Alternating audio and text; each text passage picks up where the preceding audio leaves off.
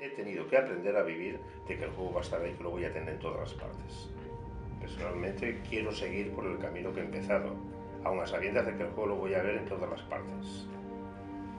En televisión, en diarios, en la radio, porque estás inclusive, voy escuchando la cadena dial y cada día casi sorteo de no sé cuántos recibos de lotería, que si no, o sea, luego, es que si yo quiero esconderme de todo esto, para mí va a ser un martirio, porque no voy a poder salir de casa, no voy a poder poner la televisión, no voy a poder hacer nada.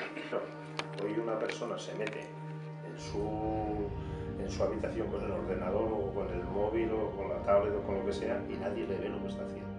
No ha sido grave para mí y la pena es que me he dado cuenta tarde. Es cuando te han entrado, cuando ha entrado el juego en tu casa fácilmente, por internet. Pero en mi caso fue la facilidad de tenerlo en casa a todas horas.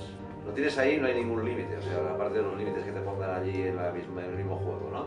Pero el problema es que lo tienes muy fácil. Y ahora ya me da igual, vía publicidad, ya pueden anunciar los juegos que quieran. Pero yo pienso que a lo mejor si no lo hubieran anunciado tanto, gente como yo no hubiera caído. Y mucha gente que es propensa, pues si no se lo ponen fácil no caes. Yo soy responsable cuando alguien en algún lugar busca ayuda, yo quiero que la mano de Jugadores Anónimos esté presente. Y de esto yo soy responsable.